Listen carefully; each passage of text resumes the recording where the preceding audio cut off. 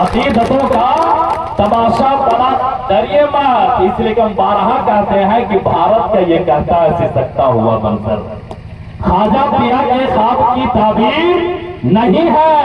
हर धर्म के लोगों का यहाँ हक है बराबर। भारत किसी के बाप की जागीर नहीं है। भारत किसी के बाप की जागीर नहीं है। इसलिए कि हवेली झोपड़ी सबका मुकद्दर छूट जाएगा अगर ये साथ हिंदू मुस्लिमों का छूट जाएगा। हवेली झोपड़ी सबका मुकद्दर छूट जाएगा अगर ये साथ हिंदू मुस्लिमों का छूट जाएगा। दुआ कीजिए कि हमें प्यार के रिश्ते रहे कायम। अगर हम टूट जाएंगे तो भारत टूट जाएगा। कि अगर हम टूट जाएंगे तो भारत टूट जाएगा। बस आखिरी जुमले से अपने गुफ्तगू को खत्म कर रहा हूं कि अकीदतों का तमाशा बना नहीं सकता। मैं दीन बेचकर दुनिया कमा नहीं सकता। मेरे हुजूर की अजमत पे भूखने वाले तू अपने बाप का शजरा दिखा नहीं सकता। मेरे हुजूर की अजमत पे भूखने वाले तू अपने बाप का शजरा दिखा नहीं सकता। अस्सलामु अलैकुम व रहमतुल्लाहि ताला। बहुत चाहे पार्लियामेंट हो उस वक्त भी ये सोच रखना है, उस वक्त भी प्रायोरिटी देना है उस शख्स को, चाहे किसी पार्टी से हो, जो यहाँ का आपका बीच में हो, आपके बीच का हो। चाहे असेंबली आए उस वक्त इन चीजों का ख्याल रखना है। चाहे कल म्यूनिसिपैलिटी आ जाए, पंचायत आ जाए, हर लेवल पर आपको ये तय करना है कि पहले हमारे अपने लोगों को प्रायोरिटी देनी है। तब आपको झारखंड की आवाज आगे बढ़ेगी। अगर कोई एक्सकर्शन करने के लिए आएंगे झारखंड और यहां से चुन के चले जाएंगे, उनको क्या दर्द होगा, वो क्यों झारखंड के लिए पसीना बहाएंगे। तो इसलिए आप बड़े समाज हो यहाँ पर। मैं जहां तक देख रहा हूं, जितना हमारे पास रिपोर्ट है, मैंने कई साथियों से बंद कमरे में भी बात की। अगर मैं सिंपल बता दूं, सीधी बात है, फिलहाल बीजेपी इस रियासत में सरकार नहीं बनाने वाली, वो तो भूल जाओ। इसलिए अगर कोई भी इस इलाके का आदमी बीजेपी को वोट कर रहा है तो 5 साल के लिए जाया ही कर रहा है। चाहे वो कास्ट को लेकर वोट करे, चाहे वो किस लिहाज से वोट करे, मगर 5 साल के लिए जाया कर रहा है। ये मैं आपके फोरम में बता सकता हूँ। बीजेपी सरकार नहीं बना रहा। सरकार बनेगी तो इंडिया गठबंधन की बनेगी, हेमंत सोरेन जी के क़यादत में बनेगी और मजबूत सरकार बनेगी। आप सब ने हिम्मत की, गठबंधन बनेगा और सुरेश बैठा चुनाव जीतेगा। मगर इसका कॉम्पिटिटर भी एक है। अगर सुरेश बैठा के जैसे 5 वहां आ गए, कल दूसरे मरहले में कहोगे कि मीर साहब आप तो प्रभारी थे, आप तो आए थे, आपके कहने पर हमने वोट दिया था, अब सुरेश प्रभारी को एक प्रमोशन आगे ले चलो ताकि हमारा डेवलपमेंट हो। डायरेक्ट इनके हाथ में कोई कलमदान दो, यही होगा ना दूसरा मंशा आपका। वरना खाली ये क्या करेगा पूंछ के बगैर। तो अगर पूंछ लगाने वाला बनाना है तो आपके हाथ में कलम। बाकी 5 लोगों के मुकाबले में इसको 20,000 ज्यादा वोटों से जिता के ले आओ। मैं गारंटी दे रहा हूं 4 को पीछे करेंगे, आपके 5वें को हम आगे करेंगे। आपको ताकत नहीं।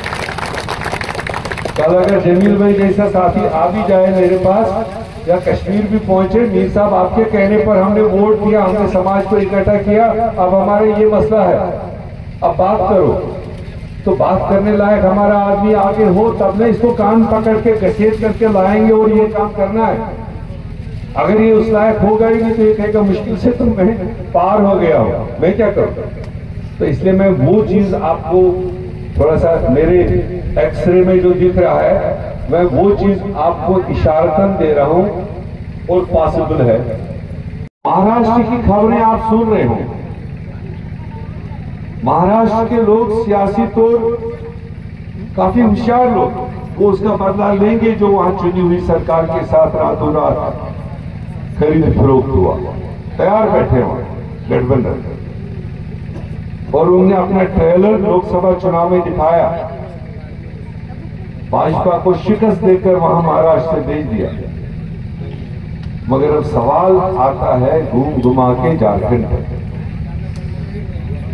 अगर झारखंड उस सुप्रीट पर इस वक्त काम करेगा, ना सिर्फ आप अपने विधायक कैंडिडेट सुरेश बैठा को बड़ी तादाद के साथ जिता सकते हो, ना सिर्फ आप गठबंधन की सरकार झारखंड में फिर अच्छी ताकत के साथ बना सकते हो, बल्कि आपका जब मैंडेट यहां 23 तारीख को निकल आएगा, 60 सीटों से ऊपर जब गठबंधन निकल के आएगा, मैं आपको एश्योर कर रहा हूं,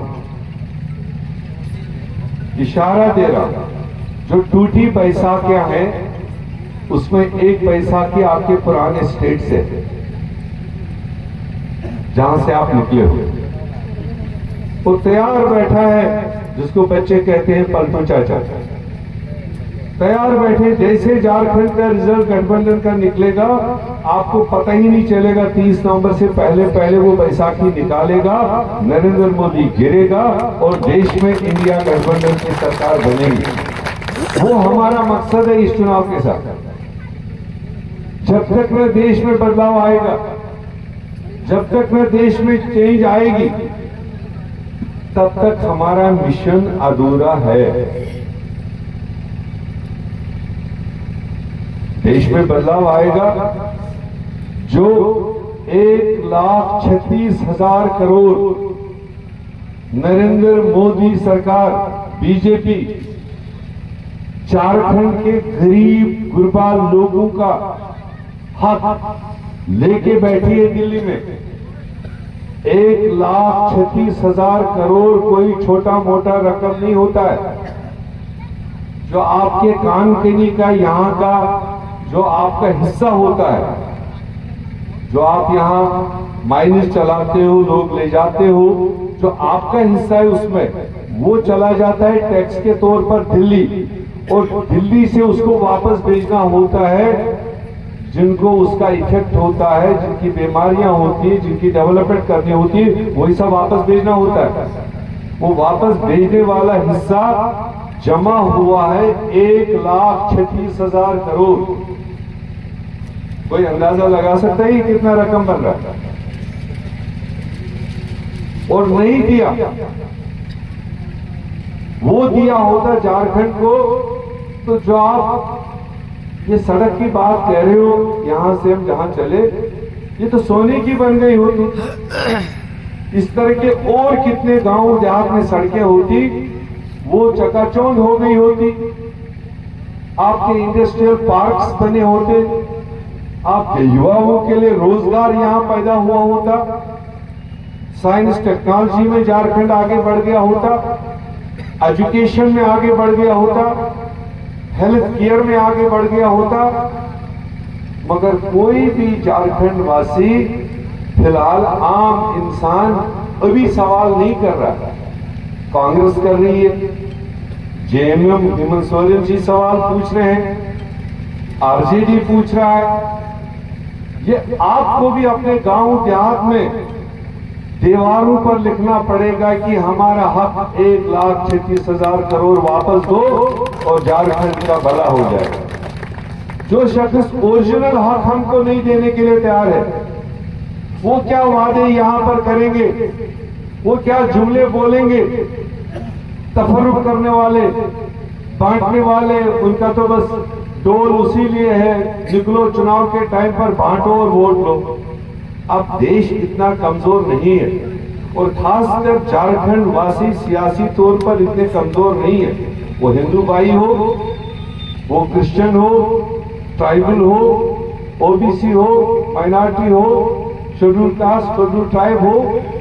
मैं जहां तक देख रहा हूं, 1 साल के अंदर मैं जहां जहां घूमा, हम इक्तिसादी तौर पर थोड़े पसमानदा हो सकते हैं, मगर सियासी तौर पर झारखंड अमीर स्टेट है, फैसला करना जानता है, फैसला देना जानता है।